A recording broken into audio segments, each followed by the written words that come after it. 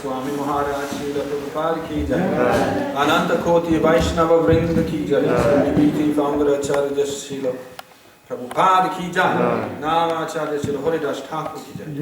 Prem Stika Ho Sri Krishna Chaitanya Pramukyananda Shri Advaita Gadadhar Shrivas Adi Gaura Bhaktavani jai. Sri Sri Radha Krishna Gopa Gopinath Syakund Radha Kund Giri Govardhan ki jai. Vrindavan Dham ki jai, Mathura Dham ki jai, Mayapur Dham ki jai, Jagannathpuri Dham ki jai, Jagannath Swami ki jai, Ganga Manamai ki jai, Bhakti Devi Tulsi Maharani ki jai, Samaveta Bhaktivinoda ki jai. All glories to the assembled devotees, all glories to the assembled devotees, all glories to the assembled devotees, all glories to Shri Guru Gauranga. Lord Balaram's appearance day ki jai, Lord Balaram Mahamahotsav ki jai. Hari Hari Bol.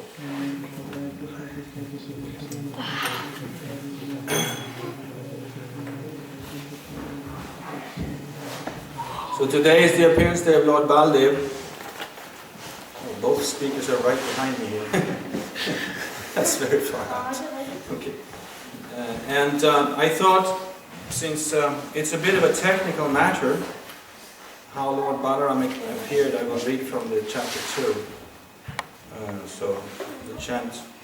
Mantra Om Namo Bhagavate Vasudevaya. Om Namo Bhagavate Vasudevaya. Om Namo Bhagavate Vasudevaya. Om Namo Bhagavate Vasudevaya. Om Namo Bhagavate Vasudevaya. Om Namo Bhagavate Vasudevaya.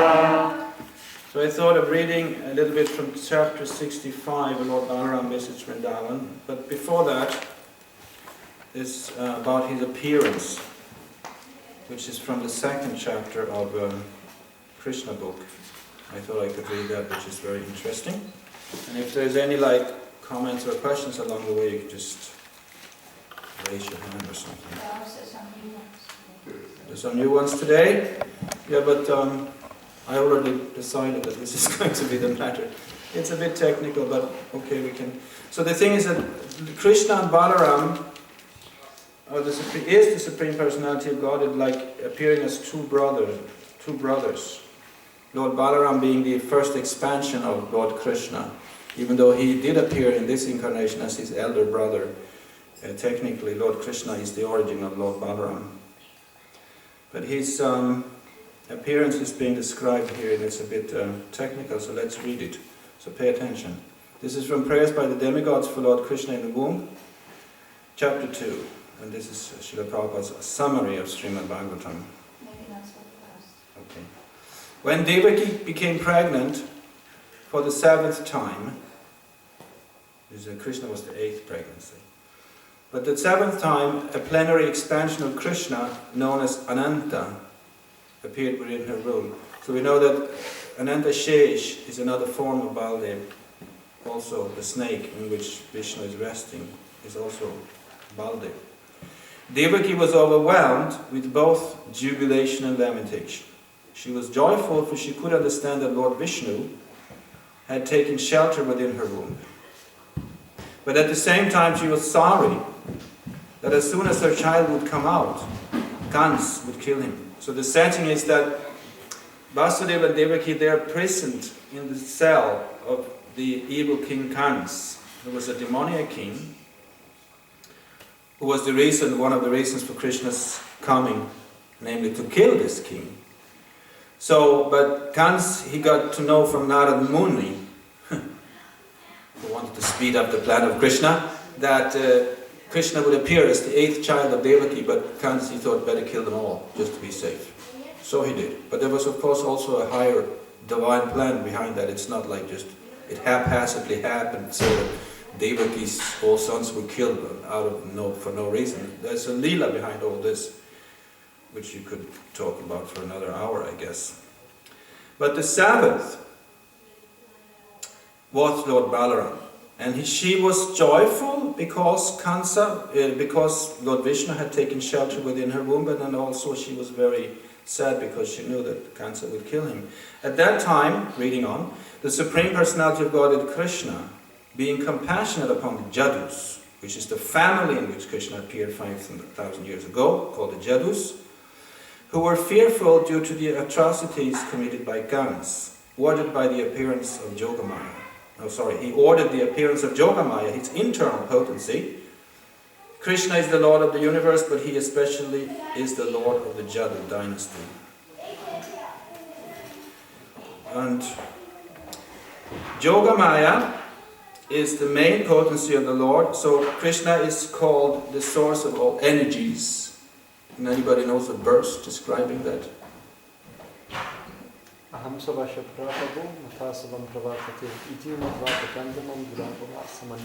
very good verse. I was thinking of Parasya Shakti Vividhaiva Shiruyate Svabhamiki Jnana Balachitriyacha.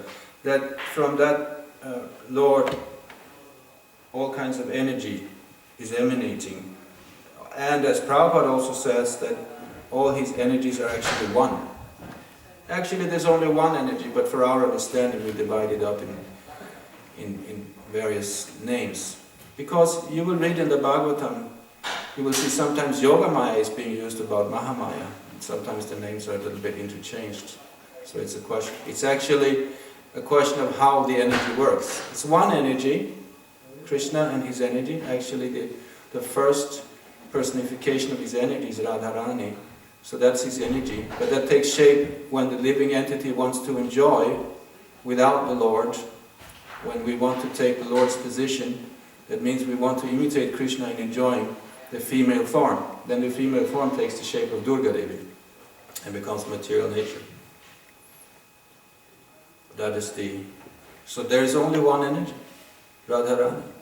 But she takes the shape of all kinds of things, the material nature and everything, according to the desire of the living entity. And all Krishna's energies are actually expansion of that first energy. So Yogamaya is the principal potency of the Supreme Personality of Godhead. In the Vedas it is stated that the Lord, the Supreme Personality of Godhead, has multi-potency. Oh, here it is. Parasya Shakti Vividhaiva Shivayate. All the different potencies are acting externally and internally, and Yogamaya is the chief of all potencies. The Lord ordered the appearance of Yogamaya in the land of Rajbhumi in Vrindavan, which is always decorated and full with beautiful cows. In Vrindavan, Rohini, one of the wives of Vasudeva, was residing at the house of King Nanda and Queen Yashoda. Not only Rohini, but many others in the Jadu dynasty were scattered all over the country due to their fear of the atrocities of gods. Some of them were even living in the caves of the mountains. Wow. Can you imagine? These were actually Vaishyas. Vaishya means Vaishya is not a farmer, like we imagine a farmer in Denmark with some cows and some pigs, and he's trying to make some money of his, various products. This is not a Vaishya. A Vaishya means somebody who owns land. It's almost like a king. Yeah, it's almost like a king, the Vaishyas. The farmers that go on the land and work, those are not the Vaishyas. The Vaishyas are the one who control the whole thing, the man behind it, Nanda Maharaj. So he was living very opulently. So you imagine these people, due to the atrocities of Kangs, they had to hide the mountain caves. These are high-class personalities, not just peasants. So, reading on, the Lord does inform Yogamaya, under the imprisonment of Kangs are Devaki and Vasudeva, and at the present moment my plenary expansion Shesh is within the womb of Devaki. You can arrange the transfer of Shesh to the womb of Devaki, from the womb of Devaki to the womb of Rohini. After this arrangement, I am personally going to appear in the womb of Devaki with my full potencies. Then I shall appear as the son of Devaki and Vasudeva, and you shall appear as the daughter of Nanda and Yashoda and Vrindavan. So Yogamaya, we know, appeared as his sister. And then this is, Rohini became the mother of Baldev. Actually, he first appears in the heart and the womb of Devaki, but was transferred due to the risk of being killed by Kans. He was transferred to the womb of Rohini by the action of Yogamaya. So this is technical. So he's in one sense the son of Devaki, but also in one sense the son of Rohini. Since you will appear as my contemporary sister, he's speaking to Deva Yogamaya, and since you will quickly satisfy desires for sense gratification, people within the world will worship you with all kinds of valuable presentations, incense, candles, flowers, and offerings of sacrifice.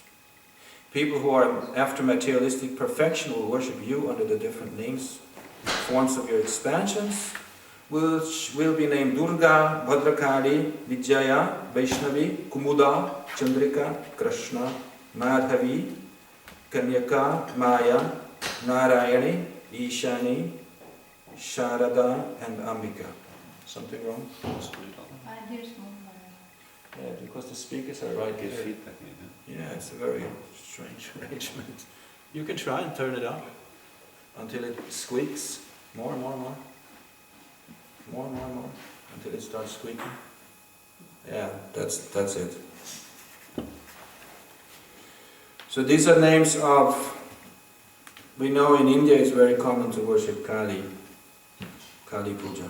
So this is what is mentioned here. So if one is... It's said in the Bhagavatam, if you want some materialistic perfection, you can worship Kali. But actually, the next verse says, if you really want the perfection, you have to worship Krishna. Do you know that verse? Come on, you know it. I just forgot it, you have to remember. It's not Akamas? Yes! Yes, that's it. Moksha Kama Udarati. Tivrena. Tivrena Bhakti Yogena. Yajeta. Yajeta. Purusham. Param. Yes. So it's possible to worship demigods if you want to have some money or power. But then, of course, Shukadeva Goswami says, anyway, the Supreme Lord is in charge of everything, so why not worship Him anyway? And he says, Tivra, with the power of the rays of the sun. The word Tivra means as penetrating as a sun ray. That is how one's bhakti has to be performed if one wants to go back to Godhead. If you just want a little materialistic perfection, one can worship Kali or Shiva, and you will very quickly get a lot of money, but you will also find out that there is no happiness in just having a lot of money. Real happiness is to worship Krishna, Susukam Kartumavayam. Now going on, we're just finishing the text here. Krishna and Yogamaya appeared as brother and sister, the Supreme Powerful and the Supreme Power. Although there is no clear distinction between the powerful and the power, power is always subordinate to the powerful. Those who are materialistic are worshippers of the power, But those who are transcendentalists are worshippers of the powerful. Which is very interesting here, what Prabhupada is saying. You can see that the people of Kali Yuga are basically Shaktas, as worshipping the power. Everybody is very respectful when something powerful is happening, like an explosion. Oh, look at that explosion. Or a very powerful rock and roll band. Oh, power, you know. So this is, look at the way he can destroy his guitar, power. So this is worshipping the power, the Shakti. It is actually worshipping Durga. And it's done by the less intelligent people, especially people in Kali Yuga are all Shudras. And Shudras are impressed by power. So in the Kali Yuga everybody's worshipping the power. But the Brahmin is impressed by the powerful. So the Brahmin worship the powerful. At least the Vaishnava Brahmin. Back to the... Krishna is the supreme powerful and Durga is the supreme power within the material world. Actually, people in the Vedic culture worship both the powerful and the power. There are many hundreds and thousands of temples of Vishnu and Devi, meaning Durga, and sometimes they are worshipped simultaneously. The worship of the power, Durga, or the external energy of Krishna, may achieve all kinds of material success very easily. But anyone who wants to be elevated transcendentally must engage in worship of the powerful Krishna, in Krishna consciousness. So these are things to consider. Maybe we should go on to the story now, because this is kind of technical stuff. No, this is good, actually. No, I'll read the rest also, it's very good. The Lord also declared to Yogamaya, my plenary expansion Anantashesh is within the womb of Devaki on account of being forcibly attracted to the womb of Devaki, as we heard. He will be known as Sankarshan and will be the source of all spiritual power, or Bala, like King Balarama, by which one can attain the highest bliss of life, which is called Ramana. Therefore, the plenary portion of Ananta will be known after his appearance either as Sankarshan or as Balaram. Now, here is why we should worship Balaram. In the Upanishad it is stated, Nayam Atma Balahinena Labhya. The purport is that one cannot attain the supreme platform of self-realization without being sufficiently favored by Balaram. Very important. Bala does not mean what? Material strength? Yeah. Bala does not mean physical strength. It is not that if you worship Lord Balaram, after a month you will look like the Hulk or something. It is not the meaning. If you want to have muscles and stuff, then you go to the gym. So it is not therefore we worship Balaram. No one can attain spiritual perfection by physical strength. One must have the spiritual strength which is infused by Balaram or Sankarshan. Ananta or Shesh is the source of the power which sustains all the planets in their different positions. Ooh, that is interesting.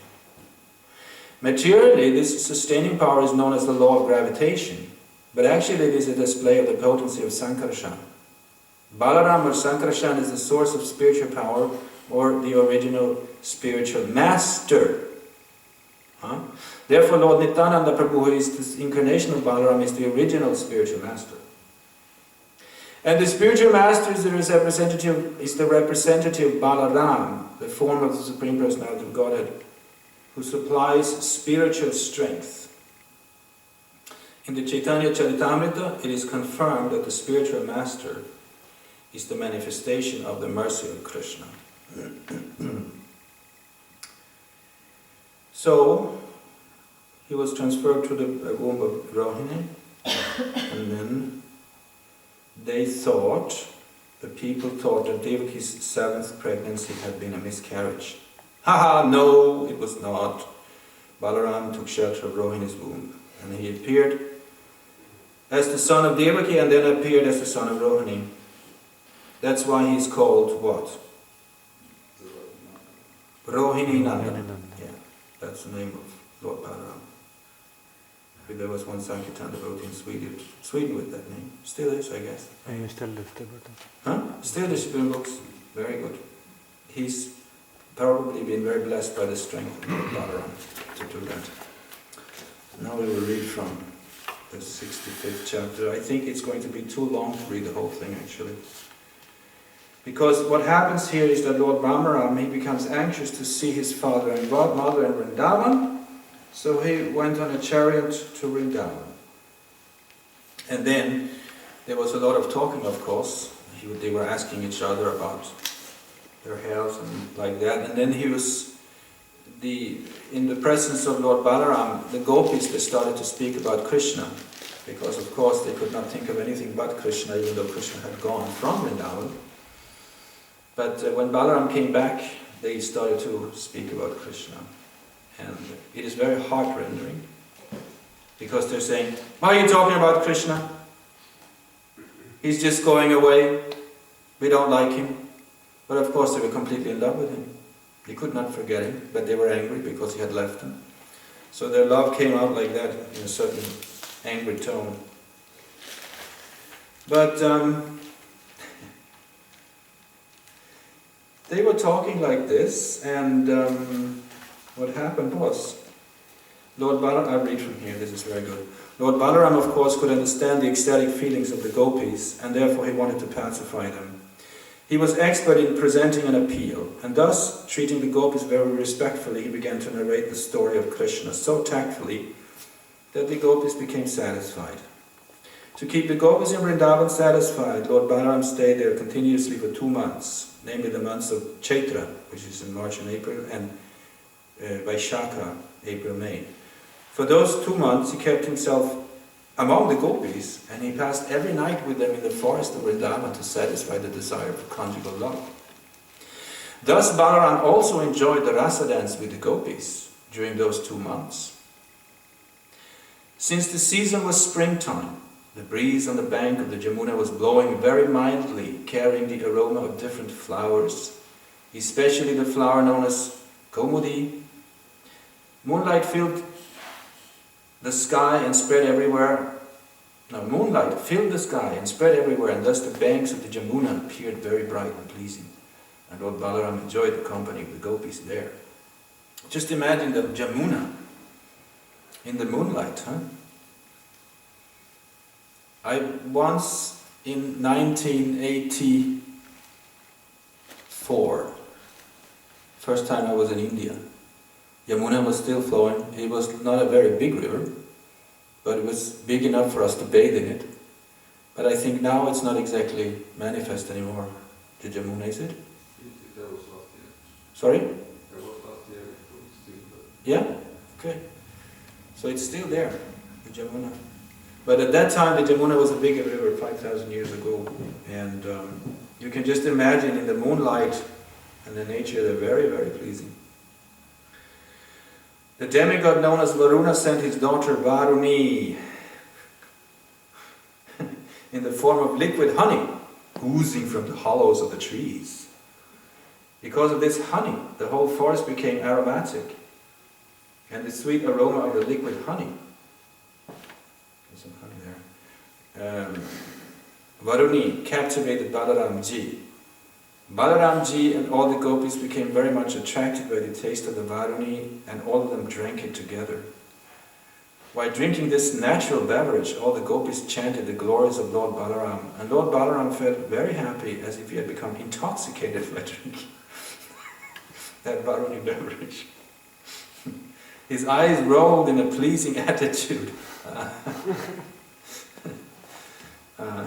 He was decorated with long garlands of forest flowers, and the whole situation appeared to be a great function of happiness because of this transcendental bliss. Lord Balaram smiled beautifully, and the drops of perspiration decorating his face appeared like the soothing morning dew. While Balaram was in that happy mood, he desired to enjoy the company of the gopis in the water of the Jamuna. Therefore he called the Jamuna to come nearby. But the Jamuna neglected the order of Balaramji, considering him to be intoxicated. She thought he was too drunk. Lord Balaram became very displeased at the Jamuna's neglecting his order. He immediately wanted to scratch the land near the river with his plowshare.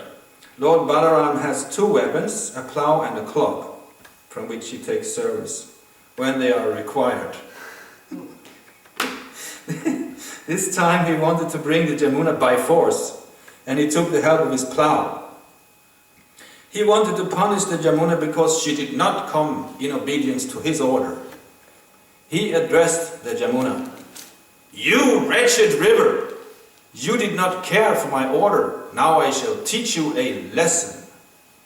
You did not come to me voluntarily. Now, with the help of my plow, I shall force you to come. I shall divide you into hundreds of scattered streams." When Jamuna was threatened like this, she became greatly afraid of the power of Balaram and immediately came in person, falling at his lotus feet and praying thus, "My dear Balaram, you are the most powerful personality and you are pleasing to everyone. Unfortunately, I forgot your glorious exalted position. But now I have come to my senses, and I remember that you hold all the planetary systems on your head, merely by your partial expansion, Seish. You are the sustainer of the whole universe. My dear Supreme Personality of Godhead, you are full with six opulences. Because I forgot your omnipotence, I have mistakenly disobeyed your order, and thus I have become a great offender. But, my dear Lord, please know that I am a soul surrendered unto you, who are very affectionate to your devotees. Therefore, please excuse my impudence and mistakes, and by your causeless mercy, may you now release me." So let's see what happens now.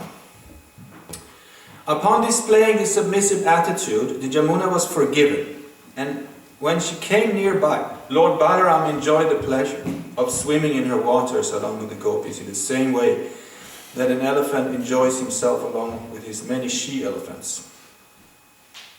After a long time, when Lord Balaram had enjoyed to his full satisfaction, he came out of the water, and immediately a goddess of fortune offered him a nice blue garment and a valuable necklace made of gold.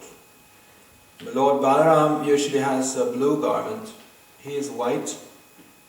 Lord Krishna is black, and he wears a yellow garment. And Lord Balaram is white and wears a blue garment, like the Finnish flag. Krishna is like the Swedish flag, blue and yellow. No. Any connection? No, I don't think so. Bad example. A nice blue garment and a valuable necklace. After bathing in Jamuna, Lord Balaram, dressed in blue garments and decorated with golden ornaments, looked very attractive to everyone. Lord Balaram's complexion is white, and when he was properly dressed, he looked exactly like the white elephant of King Indra in the heavenly planets. What's the name of King Indra's elephant? Airavat, yeah.